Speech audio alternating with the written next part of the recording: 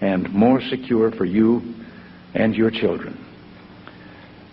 I couldn't help at one point in my discussions privately with General Secretary Gorbachev, when you stop to think that we're all God's children wherever we may live in the world, I couldn't help but say to him, just think how easy his task and mine might be in these meetings that we held if suddenly there was a threat to this world from some other species, from another planet, outside in the universe.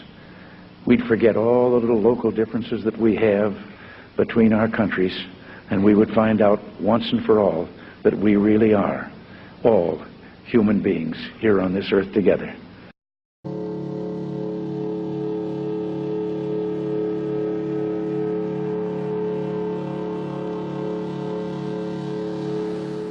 Wow, look at that. What the heck is that? Oh my God, look at that. Holy crap.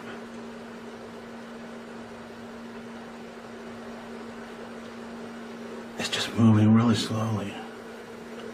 Wow. Oh. Come here. What is it doing? What the heck? Guys, it's a freaking Whoa! UFO. Oh my gosh! Wow! What is happening? What is happening? What is going on? Oh What my is it? gosh, Tom! Holy shit. Oh my god, guys! Guys, is that a freaking UFO? Wait, can you get a good video? Good. What is it? What the hell? In the 1980s, more and more people in the United States reported seeing unexplained objects and lights in the sky. At the same time, investigators who believed in UFOs revealed that they had discovered top-secret government documents that stated that alien craft had visited Earth. The documents had been hidden for 20 years, and they seemed to prove that there had been a giant cover-up. But actually, the reality was even stranger.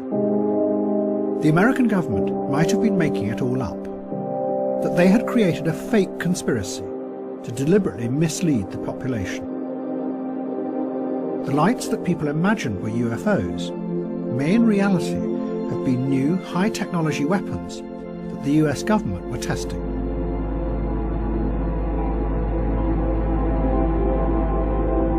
The government had developed the weapons because they, in turn, imagined that the Soviet Union was far stronger than it was, and still wanted to conquer the world. The government wanted to keep the weapons secret, but they couldn't always hide their appearance in the skies. So it is alleged that they chose a number of people to use to spread the rumour that these were really alien visitations. One of those chosen was called Paul Benovitz, who lived outside a giant airbase in New Mexico and had noticed strange things going on.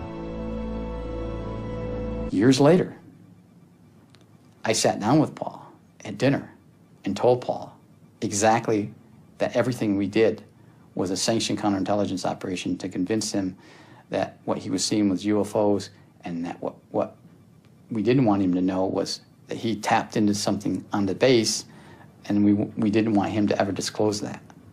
We kind of planted the seed in Paul that what he was seeing and what he was hearing and what he was collecting was, in fact, probably maybe UFOs.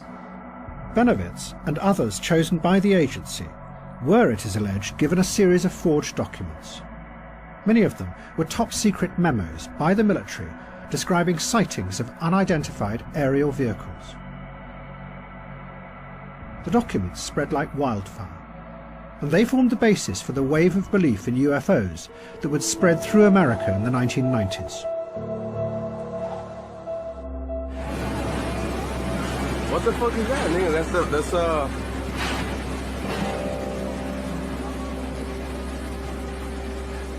That's crazy, bro.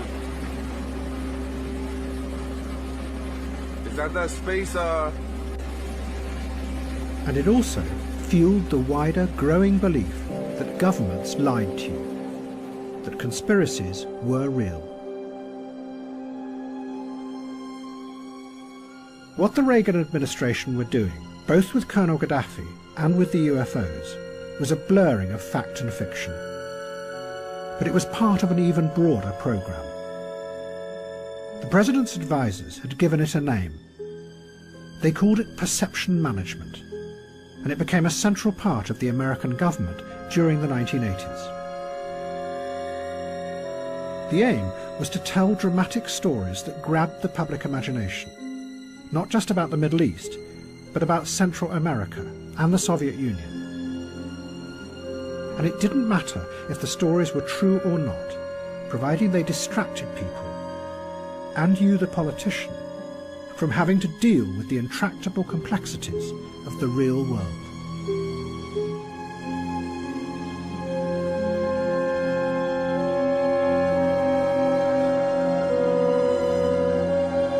Reality became less and less of an important factor in American politics. It wasn't what was real that was driving anything, or the facts driving anything. It was how you could turn those facts, or twist the facts, or even make up the facts to make your opponent look bad. So perception management became a device, and the facts could be twisted. Anything could be anything. It becomes, how can you manipulate the American people? And in the process, reality becomes what? Reality becomes simply something to play with to achieve that end. Reality is not important in this context. Reality is simply something that you handle. Perhaps we need some outside universal threat. I occasionally think how quickly our differences worldwide would vanish if we were facing an alien threat from outside this world. And yet, I ask you, is not an alien force already among us? What could be more alien to the universal aspirations of our peoples than war and the threat of war?